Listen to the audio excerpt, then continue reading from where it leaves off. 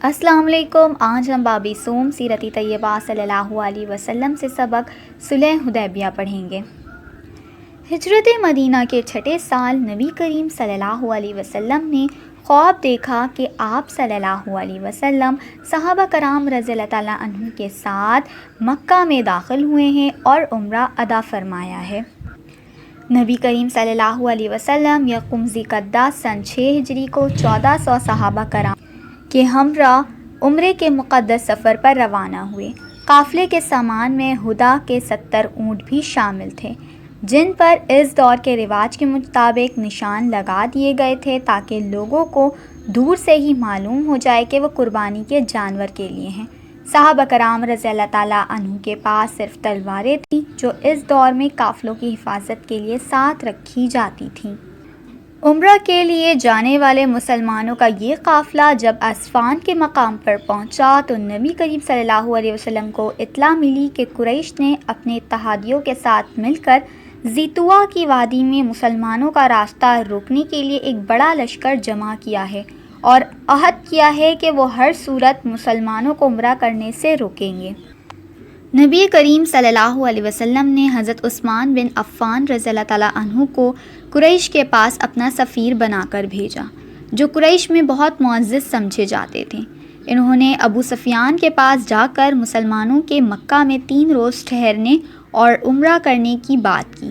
جب ابو سفیان نے اپنی قوم سے مشورہ کیا تو قریش کے سردار نبی کریم صلی اللہ علیہ وسلم کو مکہ میں داخل ہونے کی اجازت دینے پر آمادہ نہ ہوئے۔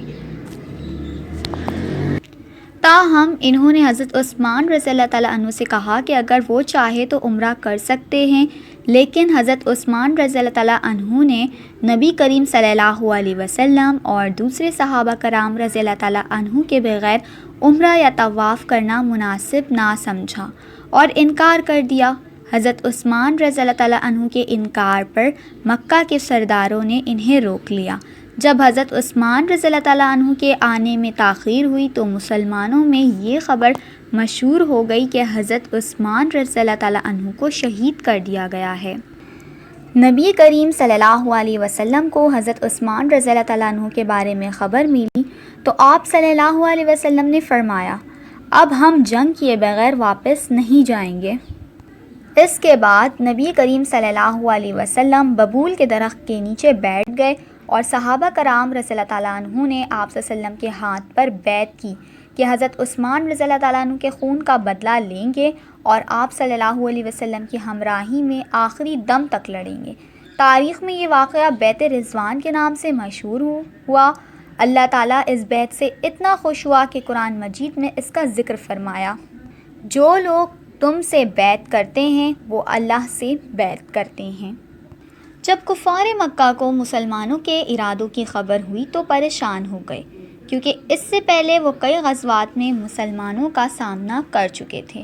انہوں نے فوری طور پر حضرت عثمان رضی اللہ تعالیٰ عنہ کو رہا کر کے حدیبیہ بھجوایا اور مصالحت کی کوششیں کرنے لگے۔ مسلمانوں اور مکہ کے مشرکین کے درمیان ہونے والا یہ معاہدہ صلح حدیبیہ کے نام سے مشہور ہوا۔ معاہدے کی اس دستاویز کو حضرت علی رضی اللہ تعالیٰ عنہ نے تحریر کیا تھا۔ صلح حدیبیہ کی بہت سی شرائط سامنے آئی، جن میں سے چند یہ ہیں۔ 10 سال تک جنگ بند رہے گی، اس دوران فریقین امن سے رہیں گے۔ حضرت محمد صلی اللہ علیہ وسلم کے ساتھیوں میں سے جو بھی حج یا عمرہ تجارت کے لیے مکہ آئے گا اسے امان دی جائے گی۔